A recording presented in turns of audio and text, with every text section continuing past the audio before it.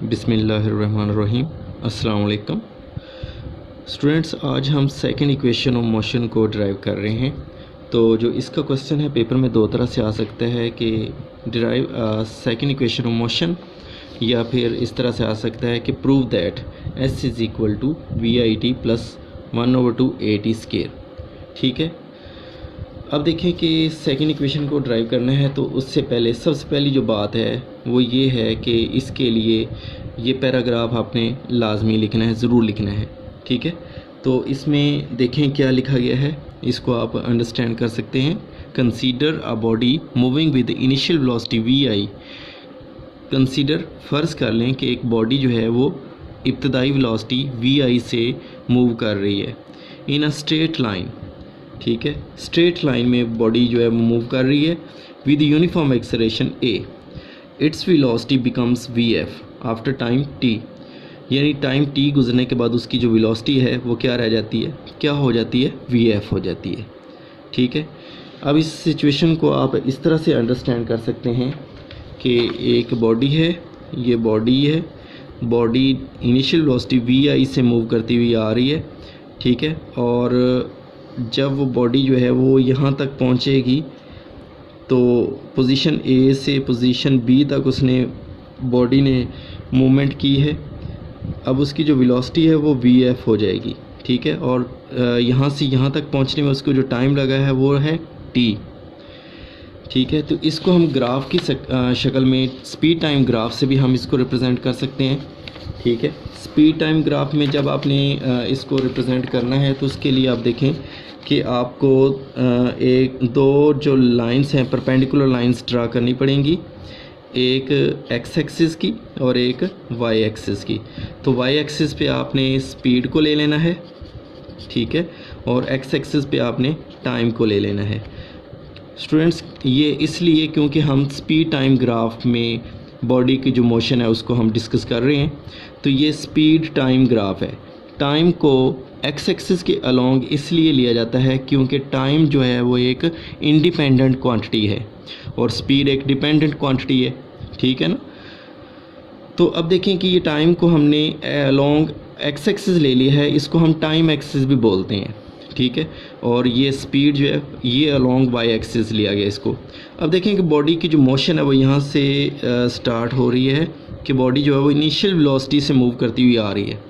ठीक है, सॉरी, इसकी वेलोसिटी पहले से ही मोशन जो है वो पहले से ही शुरू हुई है। तो यहाँ पे देखें हैं, जब हमने उसको ऑब्ज़र्व किया तो उसकी जो वेलोसिटी थी, इनिशियल वेलोसिटी, वो ए पोजीशन से हमने उसको ऑब्ज़र्व करना शुरू किया है। बॉडी जो है वो इनिशियल वेलोसिटी से मूव करती हुई आ रही है और स्ट्रेट लाइन वो मूव करती जा रही है।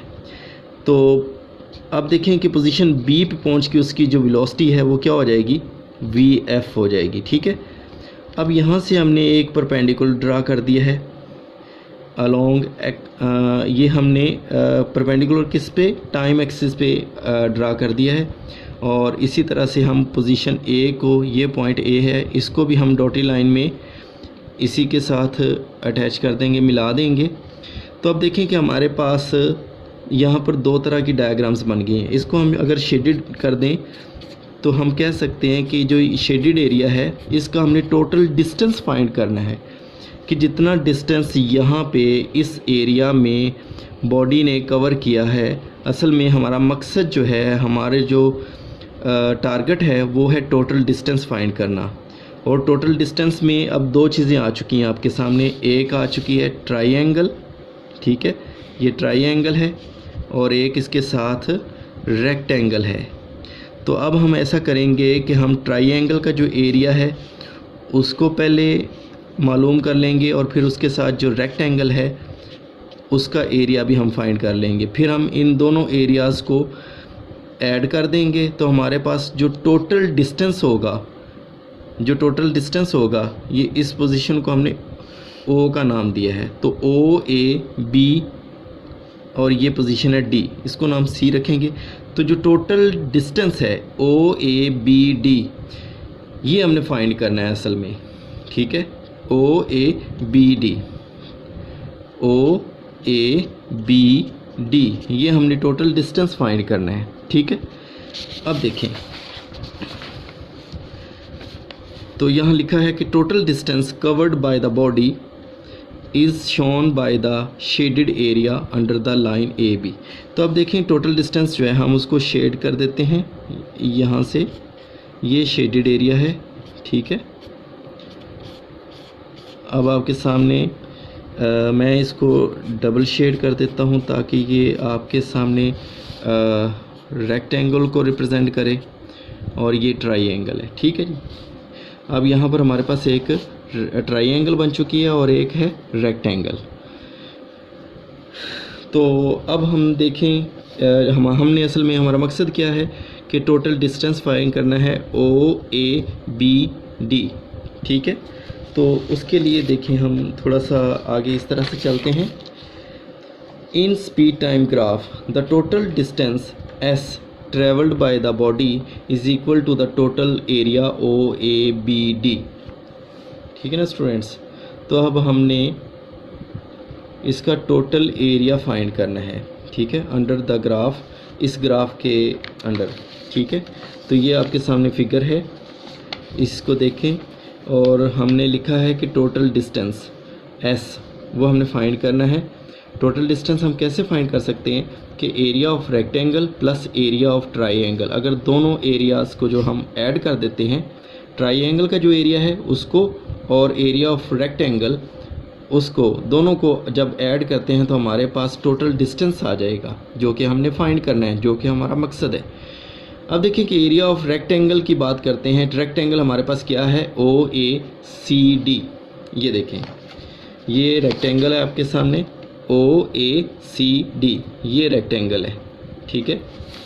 रेक्टेंगल को हम इस तरह से भी बना सकते हैं। ये एक रेक्टेंगल है आपके सामने, इसका नाम है ओ ए सी और डी।